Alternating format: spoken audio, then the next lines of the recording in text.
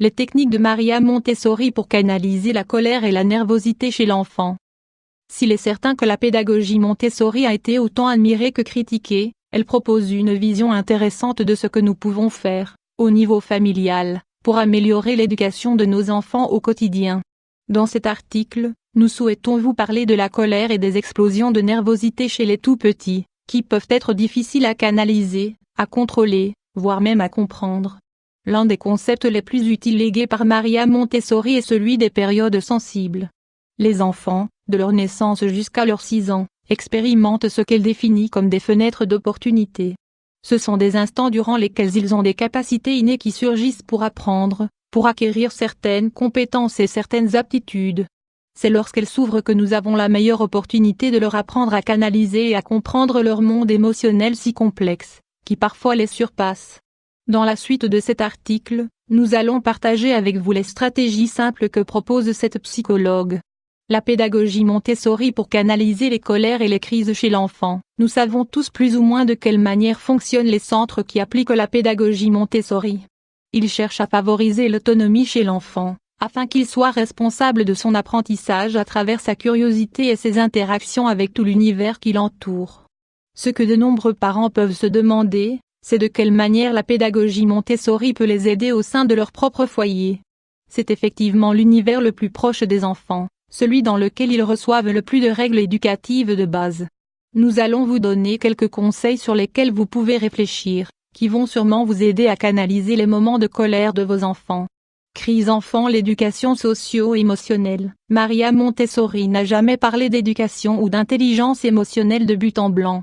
Pour la célèbre pédagogue, l'émotion et la socialisation doivent aller de pair. Lorsqu'un enfant fait une crise, il ressent en particulier que son entourage social ne s'ajuste pas à ses attentes. Il ne peut pas obtenir quelque chose qu'il désire, il se sent offensé, blessé par quelqu'un ou quelque chose, et il est incapable d'obtenir une gratification. Tout cela se traduit par des larmes, des cris et des coups. Les émotions affluent dans ce contexte socio-émotif de l'enfant qui interagit avec les adultes et d'autres enfants. Même si beaucoup de personnes critiquent la méthode Montessori, qui offrirait une fausse liberté et une indépendance de papier aux enfants, il ne faut pas oublier quelque chose de fondamental, l'adulte est un guide, il apporte des apprentissages et doit être un modèle que l'on a envie d'imiter et de suivre. Les périodes sensibles, comprises entre la naissance et l'âge de 6 ans chez un enfant, sont des moments clés pour que nous puissions apporter des réponses à chaque question des enfants et à chaque émotion. Les aspects que nous devons prendre en compte pour guider l'enfant dans son monde émotionnel. Ne négligez aucune parole et aucun comportement de votre enfant, et ne le comparez pas aux autres. Tout cela va générer de la colère, assurément. Essayez de faire en sorte que votre enfant se sente toujours en sécurité, qu'il se sente à l'aise pour vous parler, qu'il se sente en sécurité pour découvrir le monde ou pour parler avec d'autres enfants, mais aussi pour jouer de manière respectueuse, pour se confier et pour créer. Autorisez l'enfant à se tromper. Donnez-lui des conseils, mais laissez-le résoudre les questionnements issus de ses propres erreurs. Les enfants ont besoin de faire les choses par eux-mêmes pour se sentir capables et pour développer leur estime personnelle. Lorsqu'un enfant exprime de la colère, il y a une émotion qu'il ne parvient pas à faire sortir. Il y a une situation en lui ou dans son univers que nous devons découvrir et comprendre. Il est fondamental que, en tant que parents, nous guidions nos enfants avec calme et patience. Ne négligez jamais ces expressions d'anxiété et de nervosité, notamment chez les plus petits.